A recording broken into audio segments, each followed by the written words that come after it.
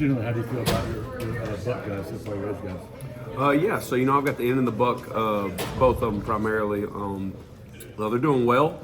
I think I've said before, for me to be able to coach Keldric and J-Mac, it's pretty good for me. So both those guys are great leaders, just like they're great players, though. So, and then it's really neat. Again, like I've said before, the guys behind them are talented young freshmen, right? So I've got the best of both worlds. I've got two talented leaders and then young guys that those guys can help develop. And, it's fun to see young players step up and get better every day. So they've had a good camp, really focusing a lot on getting those guys behind them ready these next couple weeks before our first game. At defensive end, how much has Amar showed you that he's maybe ready to play fairly early in his career back then? Oh, he's showed me plenty. Yeah, he's going to play.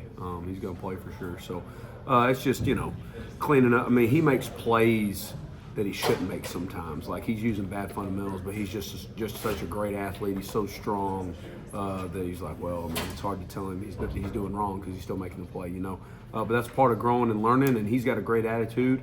But yeah, he's shown me a lot in terms of his effort and in terms of his natural ability that he'll definitely play for us this year. And Crawford, a guy that came in this summer, where's he over to the edge? He's an elite pass rusher. He's gonna be something we have not had here in a while. So really excited about that. He's learned how to be an every down player. J-Mac's helping him a lot with that. There's going to be plenty of times where him and J-Mac will be on the field at the same time. He's a real special kid or young man, and he's impressed me a lot. So he's just got to learn how to be an every down guy, not just a pass rusher. Is he kind of on the ascendancy still, just playing 1 year of high school ball after switching over from basketball? For sure, yeah. There's still things he's learning, right? Because you don't play much high school football, and then you go to college, and you play in one system there. He played in one system the whole time he was there. So there's plenty of things they didn't do that we do, right? So that he's never learned, that maybe most people have learned to do, but he just didn't learn them in college. And so he's still got learning to do there, and that's where that run game stuff comes from, you know what I mean? But we can tell the sucker, hey, go get the quarterback. He's pretty good at that. So, but yeah, he's done well. You have some true freshmen at that position as well. How have they? Yeah. So we talked about Amars. Amars is doing really well. He's more your field end type guy, real strong but really dynamic. Usually that field end you want to kick inside on third down, kind of like Keldric does sometimes. But Amars is twitchy enough. We want to leave him out there on the outside on third down. So he's doing really well. Jamonte is probably kind of a younger version of Kieran, where he's a talented pass rusher. Jamonte probably will help us to rush the passer this year as a freshman. It's just the early down stuff and getting stronger in the weight room to be able to handle that in this league. And then Joe Phillips is the most improved from spring to now. He is the most improved player in our room by far, and he's got a similar story to Kieran. Only one really full year of high school football, a lot of learning to do, but ultra powerful, changed his body. He's like 252 pounds now. So he's going to be a special one down the road as well. So those are my three freshmen. How about Keldric as a sophomore to do what he's doing, to be a leader, to be selected to go to SEC Media Days? Your thoughts on just how poised he is for somebody so young? Yeah, it's hard to believe it. It really is. He just he feels like older than a sophomore for everybody that was here last year, just because he was a mid-year enrollee, so he went through the whole spring with us. He was so talented, and we were so thin that he ran a lot with the ones that first spring, and then he starts 8-9 games last year or something like that. So he just feels like a junior, acts like a junior. He takes a lot of responsibility in those young guys learning what to do, which is great for me, makes my job easier. It's just really special to coach a guy like that. Josh, you got a lot of different type of guys in the room. How beneficial is that you have some different guys you can give different looks with? Yeah, I think we talked about it before down here. You got to have a dynamic room at whatever position you coach, right? If you coach receivers, you don't want receivers that only can do this, right? You're gonna face teams week to week that you need to attack different ways, and if you don't have guys who can do different things, you're not gonna be able to do that. You don't want a bunch of one-trick ponies in any position. I think it just makes it great for Coach Durkin and our defensive coaches that we've got defensive ends and defensive linemen who can line up anywhere from a 9 technique to a 3. I mean, that's what you're talking about. You got, like, Keldric could line up from a 9 technique all the way to a 3 technique. You know, J-Mac could line up from a 9 technique all the way to a 4-eye, you know. So just those guys being able to handle that helps our defense in general. Keyron went in the portal. What was it that really stood out about him and made him feel like a target? I mean, raw potential. We needed more pass rushers, and he was probably the best pass rusher in the portal, in my opinion. I'm not just saying that just because we got him, but I really thought he was the best pass rusher in the portal. We actually recruited him at Liberty, you know, in high school. We just kind of filled up on spots. That was back when you could only sign 25 a year and all that stuff. And then obviously with the Briarcrest connections with Coach Freeze and things like that. So, but just in terms of his ability, we needed pass rushers, and I knew he could do that. What would you say Morris's greatest strength is right now, as you know, what he brings to the table for you? How naturally strong he is, you know. I mean, you look at that guy turned. So his birthday was yesterday. He turned 18 yesterday. And he is as strong as anybody on this football team.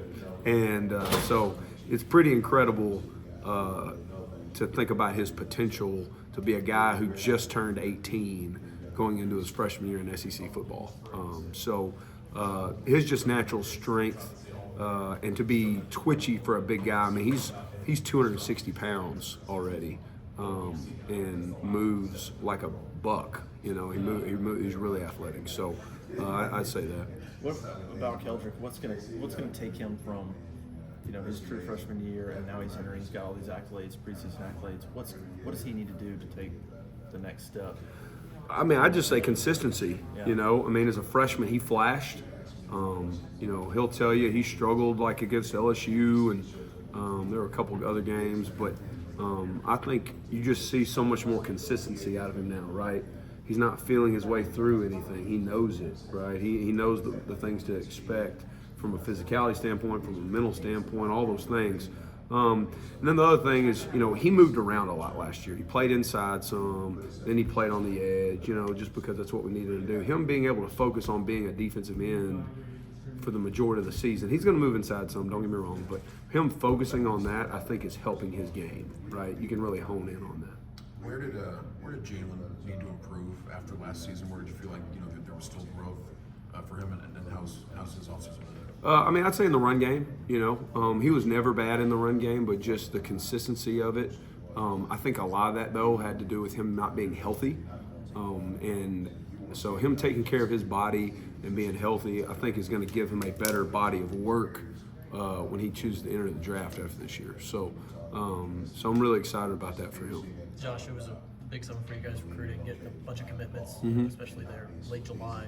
What is it right now that you think has all these kids buying into Auburn? You know, proof of concept. You know, we didn't have necessarily the year internally that we wanted to have, but I think as you know, we don't have the proof of concept of winning 10 games yet, right? But we do have the proof of concept of we just signed a really good class, sold them on how it's going to be, and the DeMarcus Riddicks of the world, right? The Caleb Harrises of the world, you know, they're able to tell all these people, yeah, it's true. You know, it is like this here, you know, and things like that. So I think proof of concept through those other recruits that we have signed is helping us. Josh, when you look at your unit, your ability to pressure the line of scrimmage, make plays in the backfield, pressure the quarterback, sack the quarterback, how much has that changed from this time last year to now?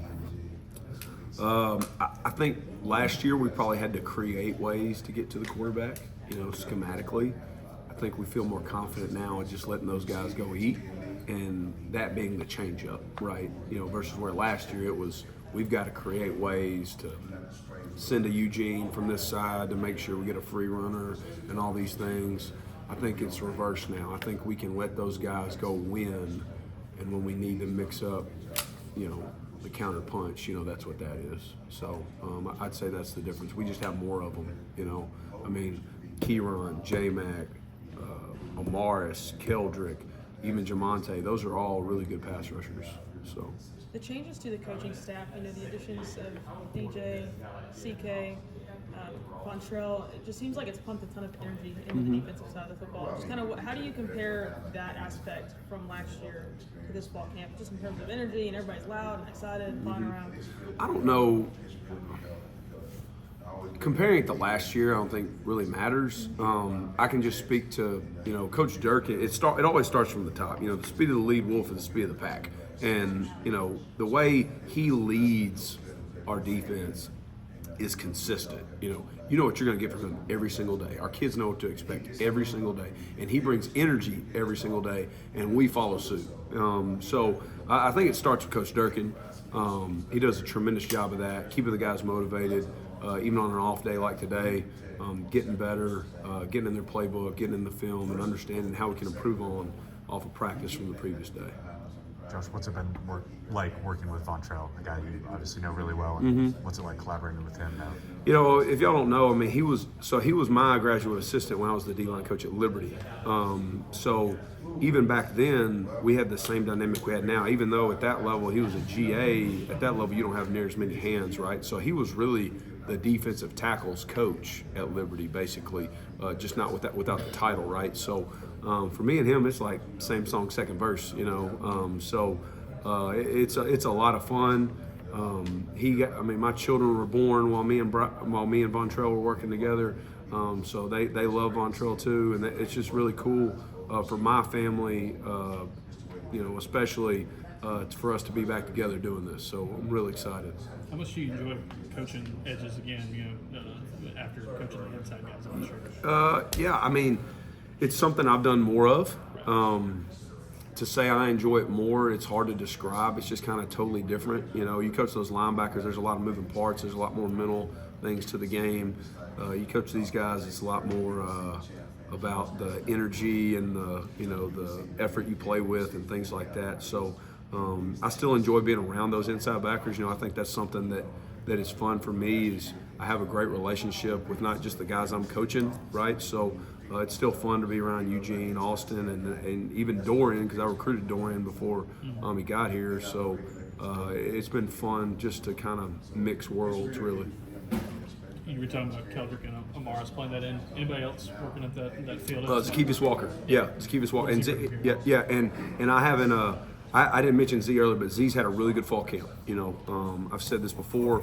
I think Auburn fans are going to see more of Zacchaeus Walker this year than they have, and I think he's going to have a really good year. So, whereas Keldric would be a guy that would play primarily end and then move inside some, I think you're going to see more of an even split of those positions with Z. I think you'll see him play both inside and in evenly, and he's had a really good camp at both. So.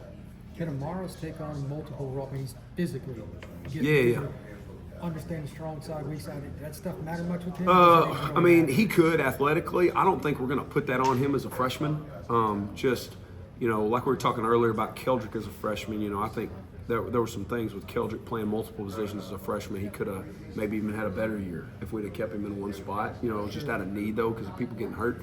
I think we're going to try to let Amaris focus in on one spot and see if he can be hell on wheels as a freshman. Yeah. Coach, with the addition of the helmet communication, how's that affected your group in particular, whether in the scrimmage or practice? Whoever we choose to have, it probably won't be one of my guys that has that, but whoever we choose to have that on definitely does help the D-line, just communicating calls and things like that. You know what I mean? So I wouldn't say it affects us as much on defense, though. Yep.